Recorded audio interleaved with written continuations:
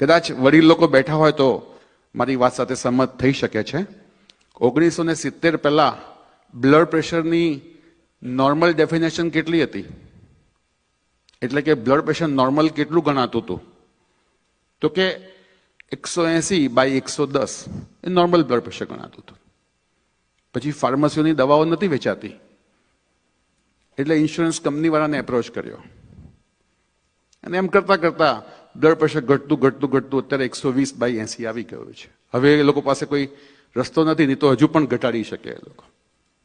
Sugar કેટલું હતું 1990 સુધીમાં? શુગર નોર્મલ લેવલ કેટલું હતું? તો કે જમ્યા પછીનું 180 ને ભૂખ્યા પેટનું લગભગ 130-40ની આસપાસ. તો એમાં પણ એવી રીતના જ થયું. તો મારું કહેવું એવું છે કે રોગોથી નહીં પરંતુ ડાક્ટરોથી સાવધાન, એ મારું સૂત્ર છે. એમાં કોઈ ડાક્ટર મિત્ર હોય તો માફ કરજો, હું પણ પોતે જ ડાક્ટર છું.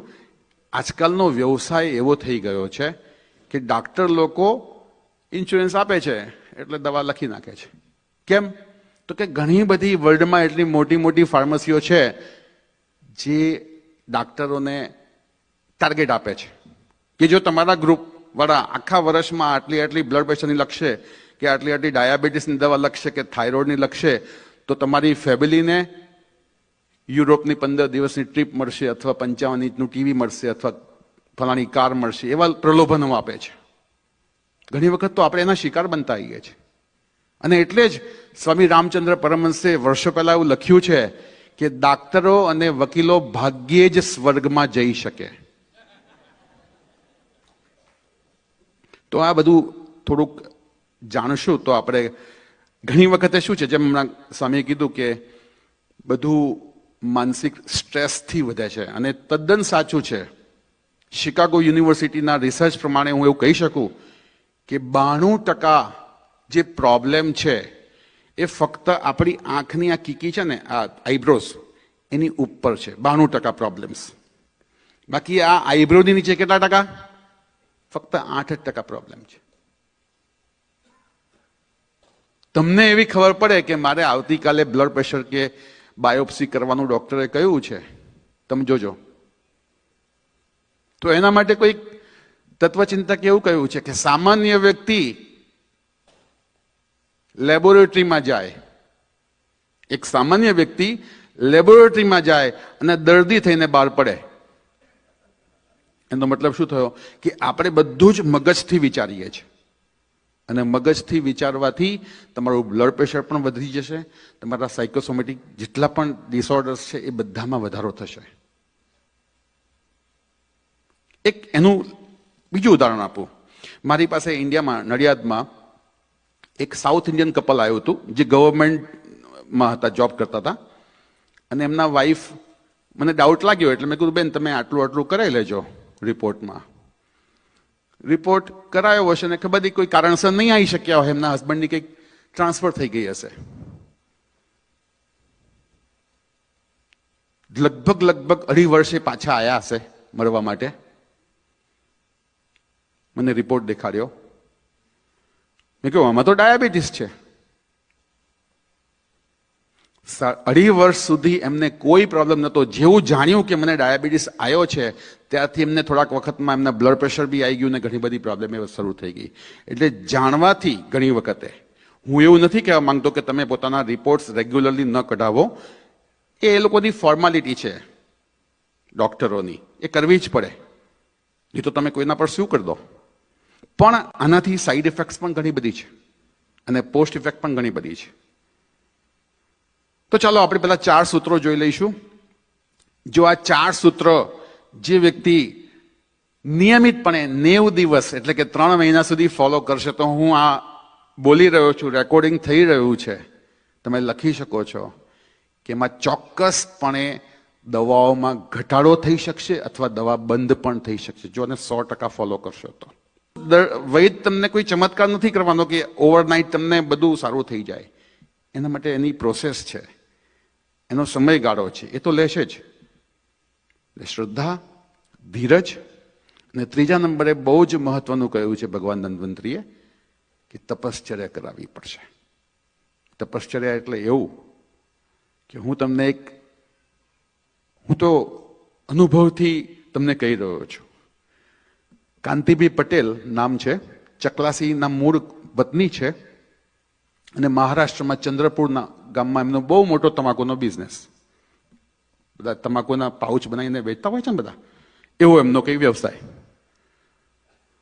હવે એ મારે આ શબ્દ એટલે વાપરવું પડે કે તમને ખ્યાલ આવે કે જે લોકો દારૂ બહુ પીવે ને એ લોકોનું લીવર ખતમ થઈ જાય, એટલે સિરોસિસ નામનો રોગ.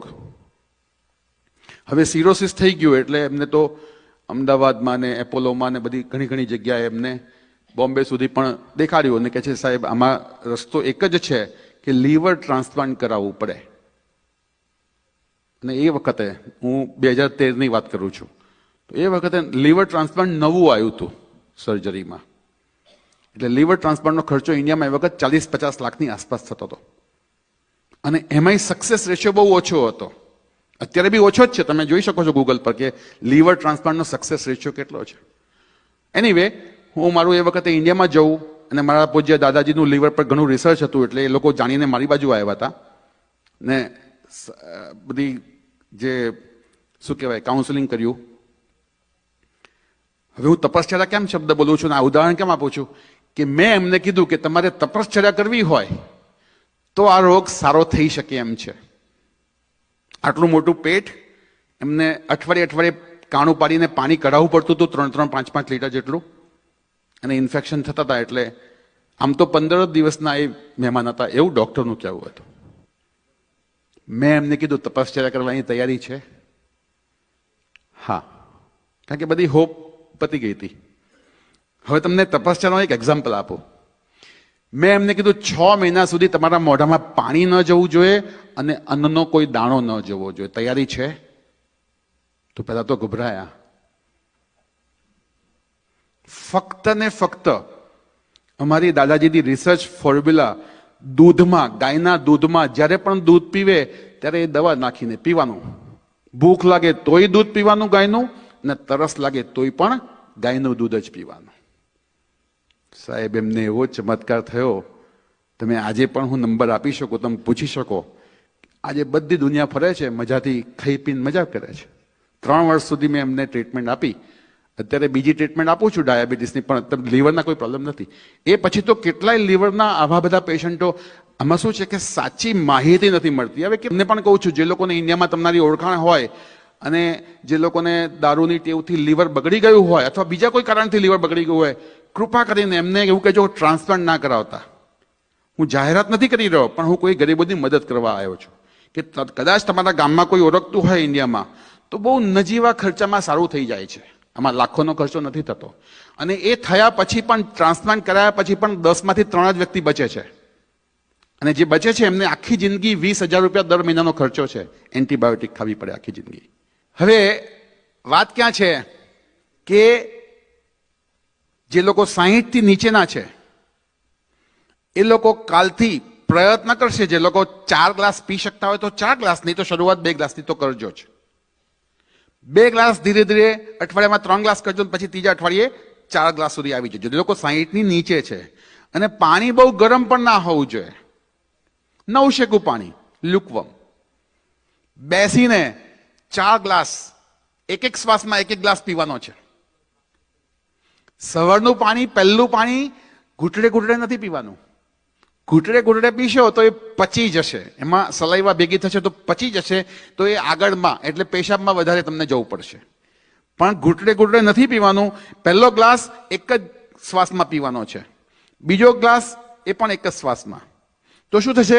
એ પચશે નહીં પાણી, અને સીધું એ તમારા લાર્જ ઇન્ટેસ્ટાઇનમાં પ્રેશર ઊભું કરશે. અને લાર્જ ઇન્ટેસ્ટાઇનમાં બધો મળ હોય ને આગલા દિવસ તો બધું ત્યાં જ જમા હોય.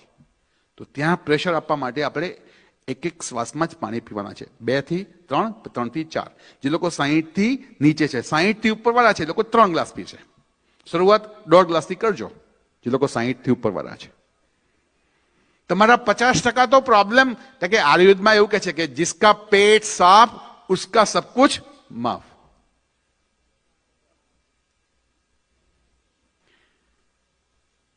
પાણી દવા તરીકે કામ કરે છે જો એની સમજ હોય તો. પાણી અમૃત તરીકે કામ કરે છે, નહીં તો પાણી વિષ પણ બની શકે છે. ખાધા પછી તમે જે લોકો પાણી પીવે છે જબરદસ્ત, જેવું ખાય ને એવું સીધું 1-2 ગ્લાસ પાણી ઠંડુ પાણી એમને જોઈએ. મિત્રો, આ જ રોગને તમે આમંત્રણ આપો છો આ પાણીથી જ.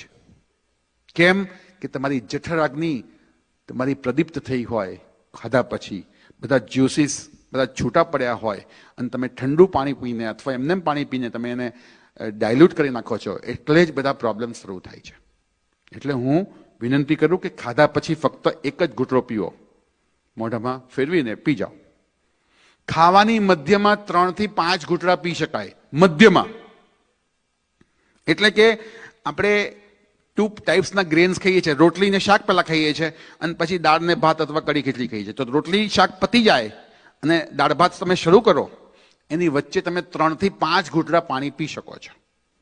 અને જે લોકો 60 વર્ષથી ઉપરના છે એ લોકો તો આખા દિવસ દરમિયાન 900 પાણી જ પીવે, કોઈ ડોક્ટરની જરૂર નહીં પડે.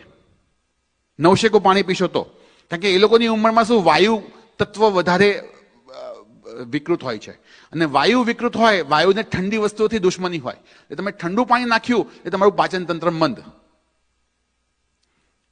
તો સવારે ઉઠીને 3 અથવા 4 ગ્લાસ ઉંમર પ્રમાણે પીવાનું છે.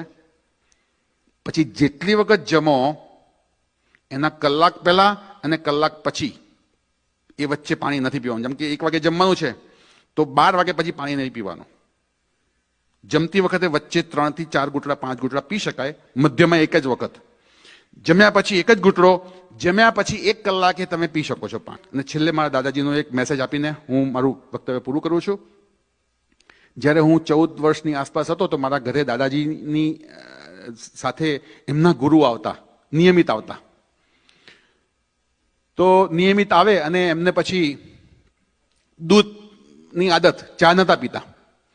હવે દૂધ પીવડાવે એટલે દૂધમાં પછી ઇલાયચી વાળું દૂધ આવે અને જોડે સાકરની વાટકી મૂકે અને પછી જેટલી જોઈતી હોય નાખે. તો હું આવું કાયમ જોઉં તો મને આ વખતે ઈચ્છા થઈ કે દાદાજી હું દૂધ લઈ આવું છું ગુરુજી માટે. હું દૂધ લઈને ગયો, પૂછ્યું કેટલું સાકર કેટલી નાખું? તો ગુરુજી કહે છે 1-1.5 ચમચી નાખ બેટા. તો જેવી હું વાટકી ઉઠાઈને નાખવા જઉં છું તો એ વાટકી મારા હાથમાંથી સમહાવ, નાનો હતો ને બહુ આમ એક્સાઇટ થઈને કદાચ કરવા ગયો હોઈશ તો મારા હાથમાંથી વાટકી એવી છૂટી કે લગભગ 70% સાકર બધી દૂધમાં પડીને બાકી બહાર પડી ગઈ. તો મારા દાદાએ મારી તરફ આંખ કાઢી. એટલે ગુરુજી જોઈ ગયા કે આંખ કેમ કાઢી? તો કે તમે 1-1.5 ચમચી કીધી ને એને આખી લગભગ અડધી પોણી વાટકી અંદર નાખી દીધી. તો કે નાખી દીધી એનો મતલબ એ થયો કે દૂધ ગળ્યું થઈ ગયું? જ્યાં સુધી હું એ ચમચી લઈને હું એને હલાવીશ નહીં ત્યાં સુધી દૂધ મોડું જ રહેશે. સેમ એવી રીતના હું અહીંયા વારે વારે આવીને દર 2-4 વર્ષે તમને આવીને હું ઘણા ગોલ્ડન સૂત્ર આપીશ, પણ તમે જો એને 3 મહિના સુધી મહેનત નહીં કરો, એને નહીં હલાવો તો આપણું જીવન પણ મોડું જ રહેશે. એટલે આશા રાખું કે બીજી વાર આવું તો તમે બધા અનુભવમાં હશો. જય સ્વામિનારાયણ. અને અહીંથી જતી વખતે મારા ફ્લાયર છે, ફ્લાયર લઈને જજો. તમને ભવિષ્યમાં કંઈ પ્રશ્ન પૂછવા હોય ઓનલાઈનથી કે ફોનથી તો તમે વેલકમ છો. જય સ્વામિનારાયણ.